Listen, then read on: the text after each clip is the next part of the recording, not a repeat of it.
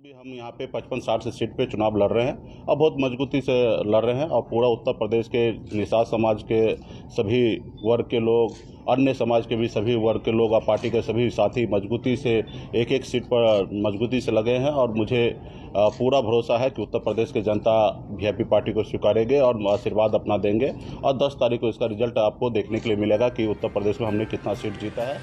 UP चुनाव में BJP को सत्ता से बेदखल करने का दावा करने वाले मुकेश सहनी की पार्टी वीआईपी यानी विकासशील इंसान पार्टी एक भी सीट जीतने में कामयाब नहीं दिखी। यूपी विधानसभा चुनाव में जीत तो दूर, सहनी की पार्टी यहां कहीं मुकाबले में भी नजर नहीं आई। चुनाव परिणाम के आंकड़े जैसे जैसे सामने आए वैसे वैसे मुकेश सहनी की नाव डूबती हुई दिख रही थी। यहाँ तक कि यूपी में जिन सीटों पर मुकेश सहनी ने जीत का दावा किया था वहाँ वीआईपी को जमानत भी बचाना मुश्किल हो गया। 165 सीटों पर उम्मीदवार उतारने का दावा करने के बाद सहनी ने उत्तर प्रदेश में 53 सीटों पर अपने उम्मीदवार उतारे। यहाँ तक कि सहनी ने भाजपा के 2 सिटिंग विधायकों को भी टिकट देकर चुनाव लड़ाए, लेकिन दोनों सिटिंग विधायक कुछ कमाल नहीं कर पाए।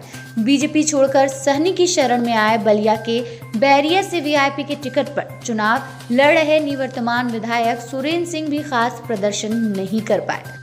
लेकिन अब यूपी छोड़ मुकेश सहनी झारखंड की ओर चल पड़े। जी हां, बिहार के पशुपालन और मत्स्य संसाधन मंत्री तथा विकासशील इंसान पार्टी के संस्थापक मुकेश सहनी ने झारखंड की राजधानी रांची में कहा कि वो झारखंड सत्ता की नहीं, निषादों और अति पिछड़ों के हक और अधिकार की लड़ाई लड़ने आए।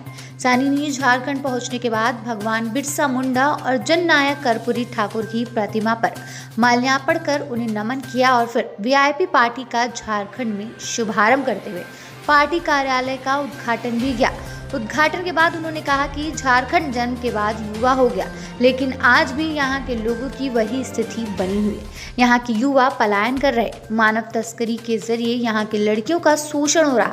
सहनी ने आगे कहा कि हम लोग जब से अति पिछड़ों के आरक्षण को 15% बढ़ाने की मांग की है, तब से राजनीतिक दलों के निशाने पर आ गए हैं।